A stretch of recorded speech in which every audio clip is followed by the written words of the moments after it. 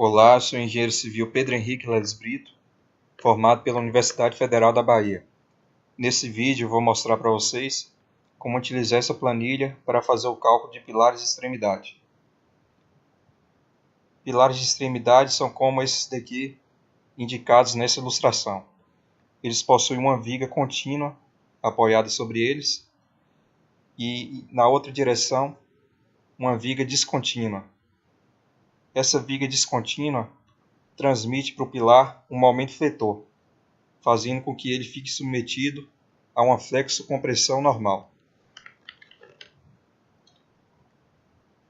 Para demonstrar o funcionamento dessa planilha, eu vou utilizar como exemplo um dos pilares dessa estrutura que eu lancei no EBEC.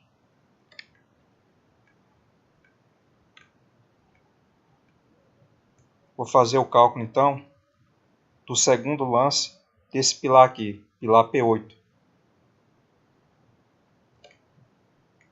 Veja que essa estrutura aqui é uma estrutura tridimensional. E para viabilizar o cálculo manual dessa estrutura, você pode imaginá-la como sendo composta por vários pórticos planos. Então, para fazer o cálculo desse segundo lance do pilar aqui, eu vou pegar esse pórtico aqui, que eu estou indicando com o cursor do mouse, e esse outro pórtico aqui.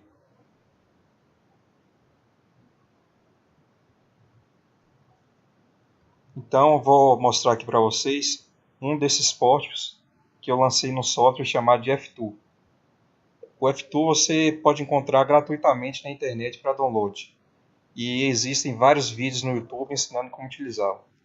É um software bem simples. Se você dedicar algumas horas do seu dia assistindo esses vídeos no YouTube, você aprende como utilizá-lo. Então veja que o pilar P8 corresponde a esse pilar do meio aqui. Vamos fazer o cálculo do segundo lance desse pilar, que é esse daqui que eu estou indicando com o cursor do mouse.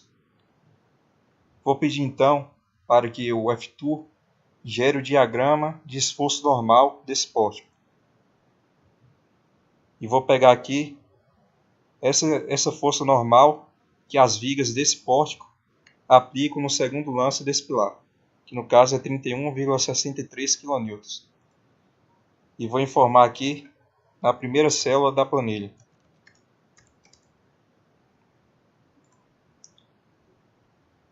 Agora eu vou abrir esse outro pórtico aqui, ó.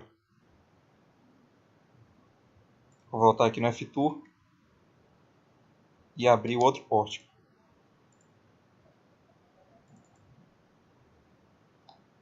Vou pedir também para que o F-Tool gere o diagrama de esforço normal desse pórtico. Veja que a carga aqui é o esforço normal que as vigas desse pórtico aplicam no segundo lance desse pilar é 93,31. Então vou pegar aqui e somar 93,31 kN. Veja então que a carga axial total, com seu valor característico atuando no pilar, é de 124,94 kN. Precisamos informar agora os momentos fletores de primeira ordem, o maior momento fletor e o menor momento fletor de primeira ordem. Então, voltando aqui no F-Tool, eu vou pedir que ele gere o diagrama de momento fletor. Veja que o maior momento fletor atuando nesse segundo lance do pilar é 3.528,19.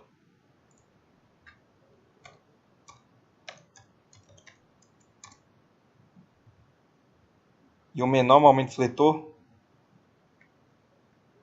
é 3.174,94.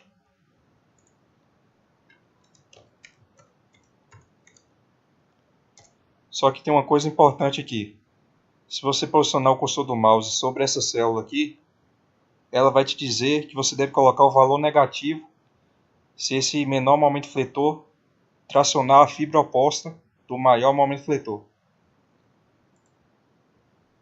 Aqui no F-Tool, o diagrama de momento fletor é desenhado para o lado onde ocorre a tração. Então, nesse trecho aqui do pilar, a tração ocorre do lado direito. E nesse outro trecho aqui do pilar, a tração ocorre no lado esquerdo. Então, a tração ocorre em fibras opostas do pilar. Portanto, você deve fornecer aqui esse momento fletor com valor negativo. Aqui você deve informar as propriedades geométricas do pilar. Esse B aqui corresponde à dimensão da seção transversal do pilar paralela ao eixo Y. Se o pilar possuir essa configuração aqui, o B corresponde à sua menor dimensão. Mas se por acaso o pilar possuir essa configuração, o B, que é a dimensão paralela ao eixo Y aqui, corresponde à sua maior dimensão. No exemplo que estamos utilizando aqui, o pilar possui essa configuração aqui. Portanto, o B é a sua menor dimensão. A menor dimensão desse pilar que estamos utilizando como exemplo é 16 centímetros. E o H corresponde à dimensão da seção transversal do pilar paralela ao eixo X. E essa dimensão é 30 centímetros. O C corresponde ao comprimento da armadura, que eu vou adotar aqui como sendo 2 centímetros. E LE corresponde ao comprimento equivalente desse lance de pilar. E o que seria o comprimento equivalente? Vou abrir aqui a apostila do professor Paulo Bastos, da Unesp. Veja que o comprimento equivalente é o menor desses valores aqui. E esses valores aqui, por sua vez, estão indicados nessa ilustração. Nesse nosso exemplo, o comprimento equivalente desse lance de pilar é 3 metros, que corresponde a 300 centímetros.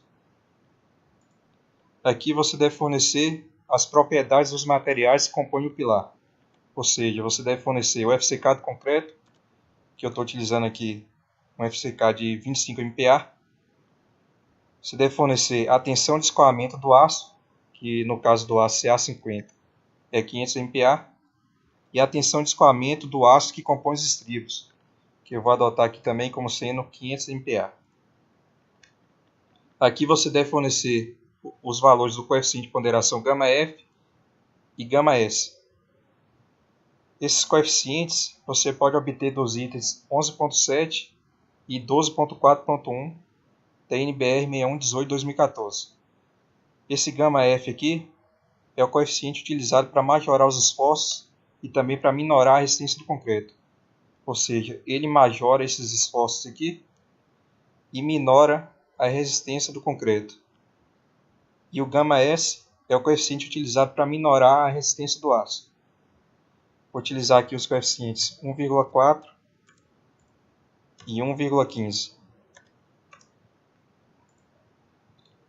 Aqui você deve fornecer a bitola das armaduras, ou seja, a bitola da armadura longitudinal.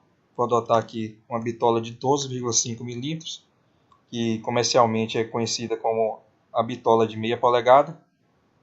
E para os estribos eu vou adotar uma bitola de 5 mm. Para preencher essas últimas células aqui da entrada de dados, eu vou precisar de alguns parâmetros que foram calculados pela planilha e que são apresentados aqui na saída de dados. Então, antes de preencher aquelas células, eu vou explicar para vocês cada um desses resultados aqui presentes na saída de dados. Esse primeiro resultado corresponde ao coeficiente de majoração. De acordo com o NBR 6118/2014, a menor dimensão da seção transversal do pilar não deve ser inferior a 19 centímetros. Só que a NBR 6118 permite você utilizar pilares com até 14 centímetros de largura, desde que você majore esses esforços aqui por um coeficiente de majoração adicional, que é esse γN aqui. Esse segundo resultado é a carga axial atuando no pilar, com seu valor de cálculo. Ou seja, essa carga axial aqui multiplicada por γF e γN. Aqui embaixo a planilha faz o cálculo de diversos parâmetros, tanto para a direção x quanto para a direção y. Esse primeiro parâmetro corresponde ao índice de esbeltez do pilar. Esse segundo parâmetro aqui é o maior momento fletor de primeira ordem atuando no pilar, com seu valor de cálculo. Esse terceiro é o menor momento fletor de primeira ordem atuando no pilar, com seu valor de cálculo. Ou seja, esses momentos fletores aqui com valor de cálculo nada mais são do que esses momentos fletores aqui multiplicados por γf e γn. Esse αb aqui corresponde a um parâmetro que é utilizado para calcular o índice de esbeltez limite. Esse parâmetro depende de vários fatores, entre eles as vinculações ali existentes nas extremidades do pilar e também dos momentos fletores atuando ali nas extremidades do pilar. Esse outro parâmetro aqui corresponde à excentricidade associada a esse momento fletor aqui. Esse outro parâmetro corresponde à excentricidade associada ao momento fletor mínimo de primeira ordem, ou seja, a esse momento fletor aqui. Essas excentricidades são calculadas pegando esses momentos fletores e dividindo por ND. Aqui nós temos o valor limite para o índice de esbeltez. E para que serve esse índice de esbeltez limite? De acordo com o NBR 6118/2014, se o índice de esbeltez do pilar for inferior ao índice de esbeltez limite, você pode desprezar o momento fletor de segunda ordem. Ou seja, você não precisa fazer o cálculo desse momento fletor aqui de segunda ordem. Só que nessa planilha, para que o dimensionamento do pilar fique a favor da segurança, o cálculo desse momento fletor aqui de segunda ordem é feito mesmo quando o índice de esbeltez do pilar é inferior ao índice de esbeltez limite. Esse outro parâmetro aqui corresponde à força normal adimensional.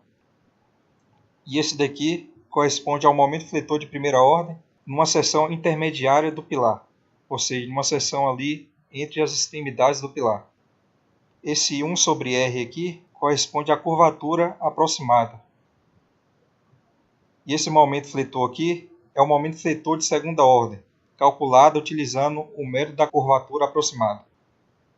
Aqui nós temos a excentricidade de segunda ordem, que é obtida pegando esse momento fletor de segunda ordem e dividindo por ND. Aqui nós temos o momento fletor total. E como a planilha faz o cálculo desse momento fletor total? Ela pega esse momento fletor aqui, de primeira ordem, com seu valor de cálculo, pega esse momento fletor mínimo aqui, pega esse momento fletor aqui na seção intermediária e soma com o momento fletor de segunda ordem, e pega o momento fletor mínimo e soma com o momento fletor de segunda ordem. E o momento total que ela informa aqui corresponde ao maior desses valores que eu informei, ao maior desses valores que eu citei aqui para vocês. Esse D' corresponde à distância da face do pilar até o centro das bases longitudinais. Essa letra grega aqui, que se eu não me engano é chamada de μ, corresponde a um parâmetro que deve ser inserido no arco de Venturini juntamente com o parâmetro V, para obter o valor de ômega, o valor de ômega que inserimos aqui.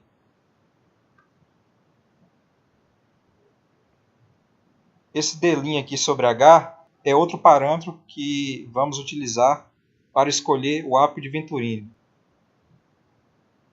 E aqui a planilha informa a área de aço para resistir a esses esforços que atuam aqui na direção X do pilar. Perceba uma coisa, tanto a direção X quanto a direção Y, ou seja, o pilar como um todo, está submetido a essa carga aqui, a essa carga axial, tanto para a direção X quanto para a direção Y. Só que na direção X, o momento fletor total é muito maior do que o momento fletor total para a direção Y. E o que isso significa? Isso significa que a área de aço que será calculada aqui para o pilar para a direção X será muito maior do que a área de aço que será calculada para a direção Y.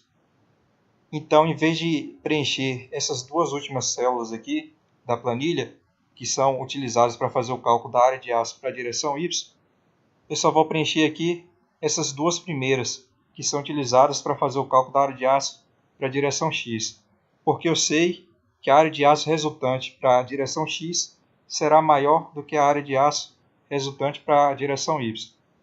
E o que a planilha faz? A planilha pega a maior dessas áreas de aço e informa aqui. E a partir dessa área de aço que é calculada o número de barras para esse pilar. Então vamos pegar os parâmetros aqui que são necessários para serem inseridos ali no ápice de Venturini. Primeiro parâmetro que vamos precisar, esse daqui, D' sobre H, porque é a partir desse parâmetro que vamos escolher o ápice adequado. Então, D' sobre H para a direção X é 0,10. Vamos então aqui nos ápicos de Venturini. O ideal é você começar pelo ápice que seja mais conveniente e que gere maior economia. A situação mais econômica seria um pilar com apenas 4 barras, sendo que cada barra fica localizada aqui em cada vértice do pilar. Vamos começar então por esse ápice aqui, A2. Para poder utilizar esse ápice, as barras de aço devem ser de aço CA50, o coeficiente de ponderação para o aço deve ser de 1,15 e essa razão aqui, D' sobre H, deve ser de 0,10. Obedecemos essas três condições, então podemos utilizar esse ápice. Para obter o valor de ômega, precisamos entrar aqui com V e com Mi. Para a direção X, o V é 0,23 e o Mi é 0,22. Então 0,23 está aproximadamente aqui.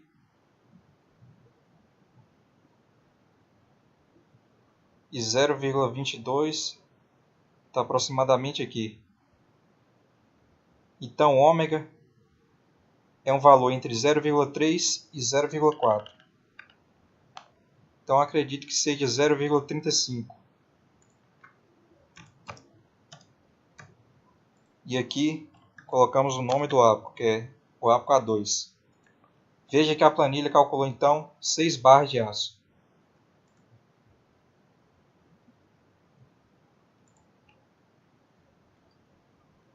Então é preciso colocar 3 barras de aço aqui nessa faixa e 3 barras de aço nessa outra faixa aqui. Veja que essas faixas, onde você posiciona as barras de aço, são perpendiculares à excentricidade. Ou seja, as barras de aço, como a excentricidade aqui é na direção X, as barras de aço devem ficar posicionadas aqui em faixas, próximo dessas arestas aqui do pilar, perpendiculares à direção X.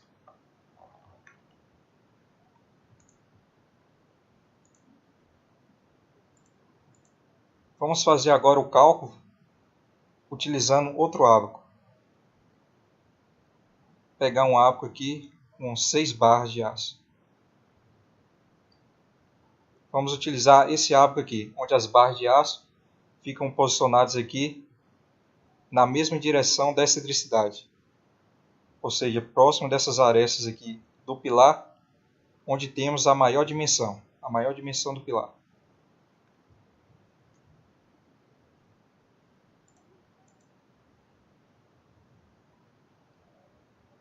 Como o nosso pilar está comprimido, nós devemos utilizar essa parte de cima aqui do ábaco. Se o pilar tivesse tracionado, utilizaríamos essa parte de baixo. Então, 0,23 está mais ou menos aqui. E 0,22 está aproximadamente aqui. Então, ômega é aproximadamente igual a 0,5. Então vamos colocar 0,5 aqui. Veja que a planilha calculou 10 barras de aço. Só que esse arranjo aqui é para apenas 6 barras de aço. então não podemos utilizá-lo. Precisamos de outro arranjo. Para esse projeto aqui, eu utilizei o ábaco A27, o arranjo contido aqui no ábaco A27.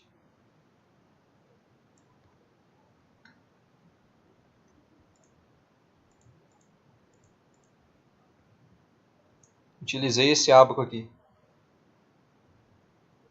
Então, vou colocar aqui A27. Vou obter agora o ômega.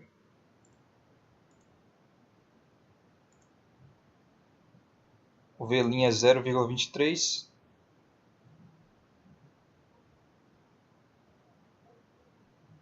E o Mi aproximadamente 0,22. Então, o ômega é um valor aqui entre 0,4 e 0,5. Então, vou colocar aqui 0,45.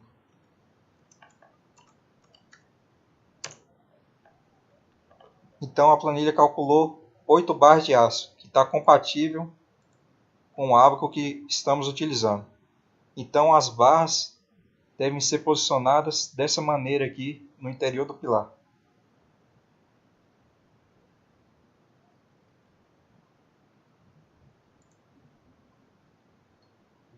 Aqui embaixo, a planilha faz o cálculo do espaçamento longitudinal dos estribos, ou seja, o espaçamento entre os estribos.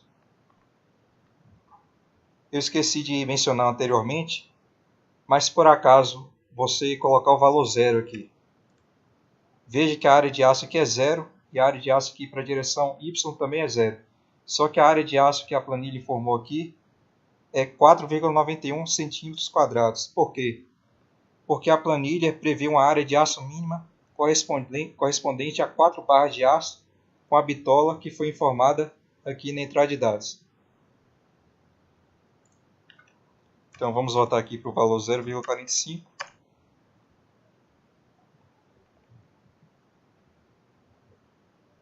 Pronto, então já sabemos que esse segundo lance do pilar terá 8 barras de aço com esse arranjo aqui. Vamos ver agora as verificações que foram feitas pela planilha. Para que possa ser utilizado o método da curvatura aproximada para calcular o momento fletor de segunda ordem, a esbeltez do pilar não pode ser superior a 90. Então essa planilha só faz o cálculo de pilares com índice de esbeltez de até 90. Veja que o índice de esbeltez para a direção X é 34,6 e para a direção Y é 64,9. Então o pilar passa nessa verificação aqui quanto ao índice de esbeltez, tanto para a direção X quanto para a direção Y. Aqui é feita a verificação da área de aço máximo.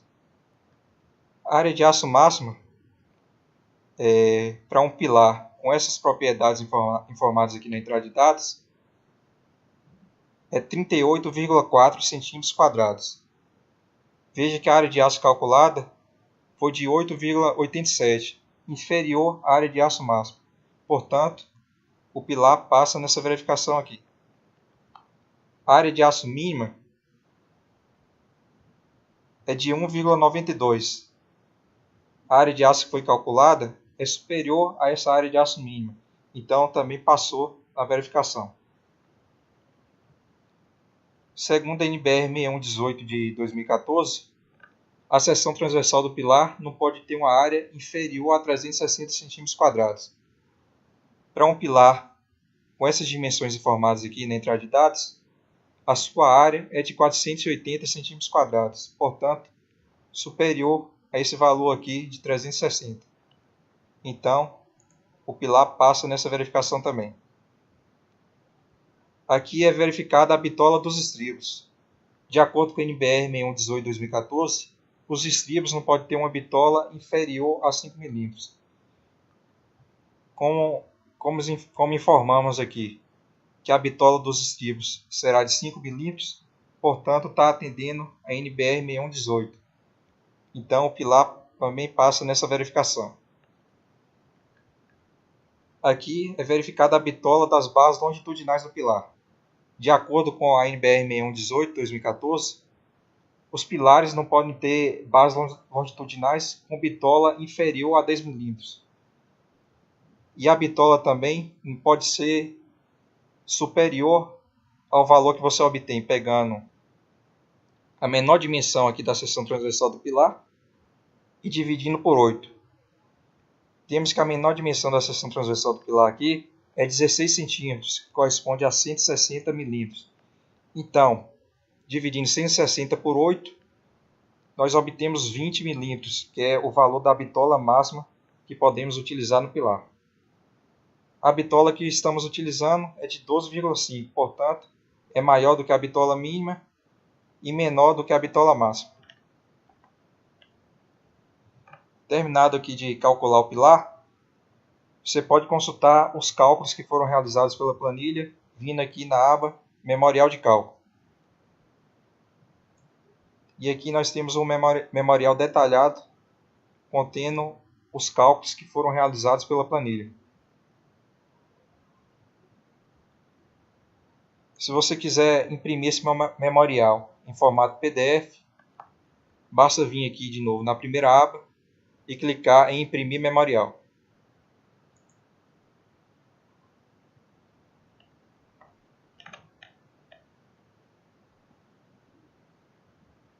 A planilha gera então esse memorial de cálculo em formato PDF, que você pode apresentar para o seu cliente ou estudante que queira aprender como faz o dimensionamento de um pilar, pode vir aqui nesse memorial e aprender também. Veja que aqui nós temos escrito pilar P1, dimensões 20 por 70. Só que estamos utilizando aqui um pilar com as dimensões 16 por 30. Então, o que você pode fazer? Você pode fechar aqui. Fechar aqui. Voltar aqui no memorial de cálculo da planilha. E editar essa informação aqui. Vou colocar 16 por 30, que são as dimensões do pilar. Se você quiser, você pode adicionar aqui também algumas linhas. E aqui em cima você pode colocar o logo da sua empresa ou seus dados profissionais. Então, depois de fazer essas alterações no memorial, se você quiser imprimir esse memorial em PDF com essas novas alterações, basta voltar aqui na primeira aba da planilha e clicar novamente em imprimir memorial.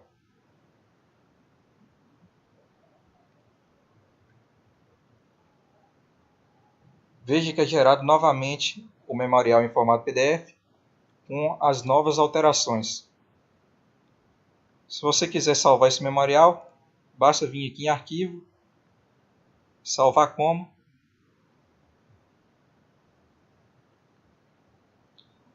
e escolher o local onde você quer salvá-lo. Salvar aqui na área de trabalho.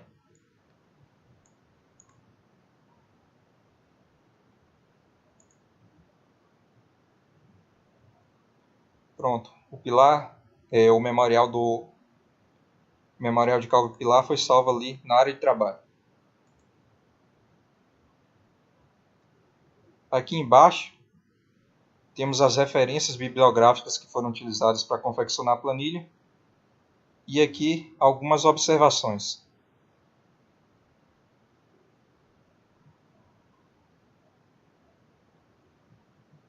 E aqui vocês podem ver meu e-mail para contato.